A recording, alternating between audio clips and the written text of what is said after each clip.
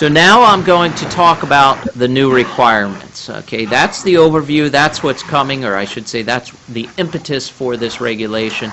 Now I want to talk about kind of the top 10 requirements, what you as companies in the food industry or as government organizations need to know. Firstly, regulations. I want to emphasize again that most of the provisions of the new law require FDA to issue new regulations, providing the details.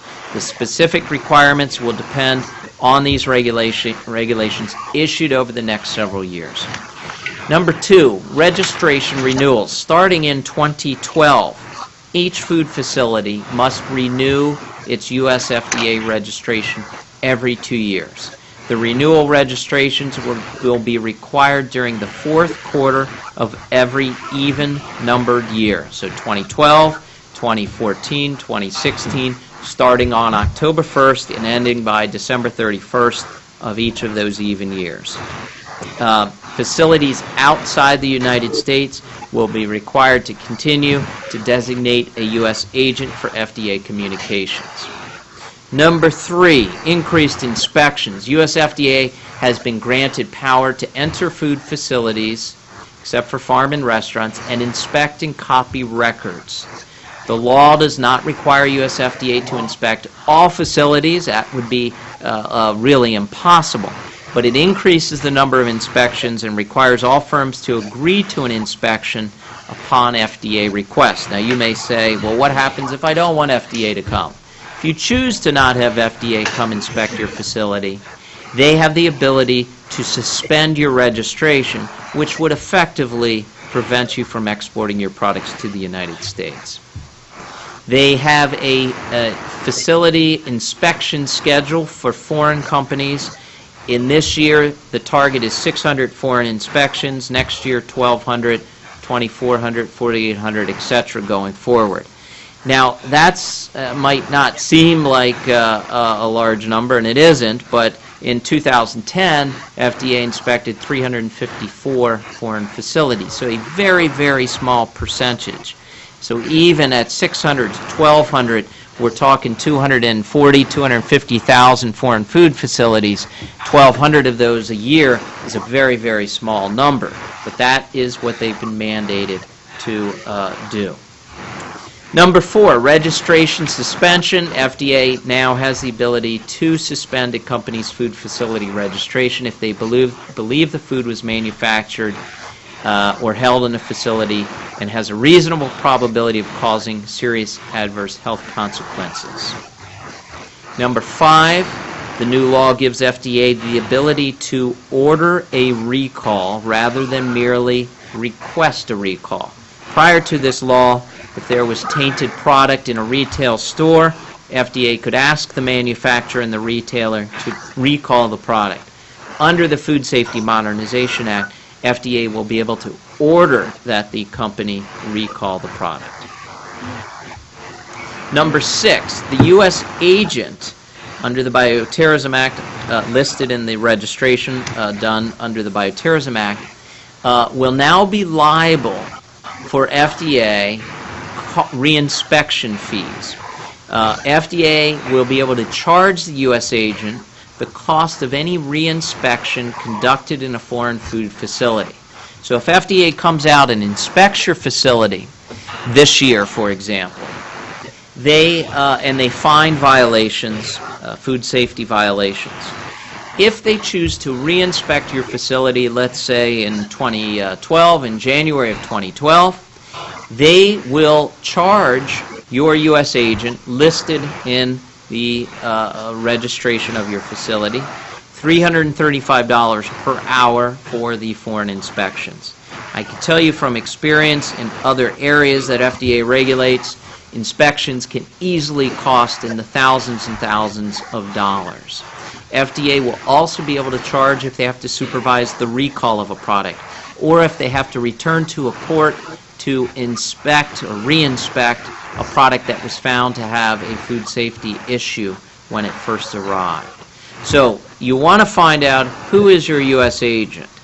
If you're using an importer or a relative or a friend, you want to be very cautious because they will be liable to pay those reinspection fees. If FDA sends them a bill in the United States, they will be liable to pay that reinspection fee on your behalf. New hires, number 7. FDA has been mandated under the Food Safety Modernization Act to add a significant number of field staff between now and 2014. So that is an important aspect as well. And right now they are going through funding. I'll talk about that in a moment, which would help them do just that. Number 8, process controls.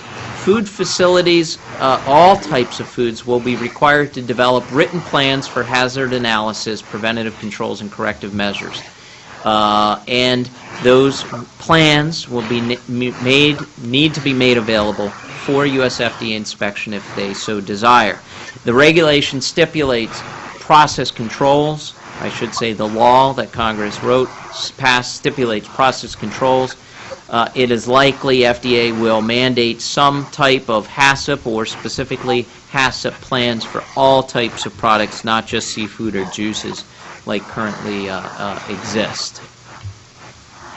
Number 9, safety verifications. Importers, companies here in the United States, will be required to establish a program to verify the safety of all shipments of imported food.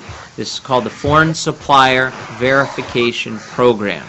Hasn't been developed yet. The details are not yet known. FDA is developing that now. Those details will be forthcoming. The U.S. FDA has the authority as well to require assurance of compliance for high-risk foods. Lastly, the U.S. FDA may establish what's called a Voluntary Qualified Importer Program, VQIP, which in essence would act as a green lane for importers who enroll in that plan voluntarily, where they'll be submitting information to FDA about the products they import in advance and join that program. And again, the details of that plan have not yet been released, but they are forthcoming. Number 10, accredited bodies. U.S. FDA, under the Food Safety Modernization Act, may rely on accredited third parties to certify that foreign facilities meet U.S. requirements. These accredited third parties could be in the form of foreign governments, they could be private companies or organizations. The definition of accredited bodies and how an organization or a government or a private company will become accredited, those details, again, are forthcoming here in the months ahead. So, the overriding theme of the Food Safety Modernization Act is it's going to put pressure on the U.S. importers, who in turn, of course, will put pressure on the foreign suppliers. Much of the Food Safety Modernization Act will be funded through new user fees. Those reinspection fees I mentioned earlier that will happen if FDA reinspects your facility, or if they reinspect a shipment that's been detained, or if they oversee a recall. So again, funded through industry. Of course, another overriding theme is engaging in foreign partnerships, and FDA, again, is exploring and developing those now. Now, of course, there's a lot of details that have to be worked out. FDA has to promulgate the regulations. They will have to publish proposed rules in the Federal Register notice. There is a comment period. There is typically either an interim final rule or straight to a final rule. So there is time. If you have comments, they are already publishing in the Federal Register proposed rules. So you want to, in fact, the user fees, some proposed rules were published in early August. So you want to keep a close eye on the Federal Register notices, which are available on the Internet for you to view. Now, of course, with all of this, there's one big challenge. and that comes down, like many things, to money. FDA's been given this new mandate to improve food safety by our Congress. The question is, how can they do it unless they have the money to do it, to implement all of these important changes? We are posting information and news as FDA releases more details on our website, registrarcorp.com/news. You may also go directly to the FDA website and follow how these developments, how the regulations are being put forth to industry. Also, I can tell you our Congress is in the process of appropriations for budgets for FDA, and what happens there will also, of course, have a big impact on how FDA is able to implement the Food Safety Modernization Act. So in summary, making sure your products comply with U.S. FDA regulations before your first shipment to the U.S. is much, much cheaper than a single detention. If you think about the cost of the detention again, demurrage, laboratory testing, warehousing, freight costs, reconditioning or having to relabel the product in the United States, the cost of losing a client, all of that is very, very expensive.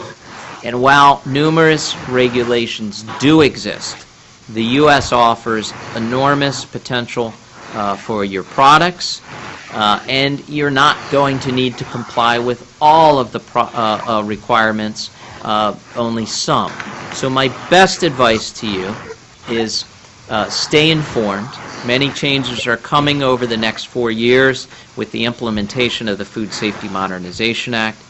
Invest the time and the money to be in compliance in order to avoid expensive mistakes.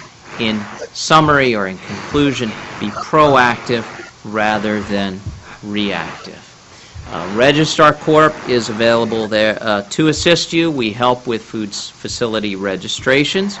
We do serve as U.S. agents for thousands of companies around the world, in over 150 countries. We help with prior notice filings, with labeling, with low-acid canned food submissions. We can help you if you have shipments detained.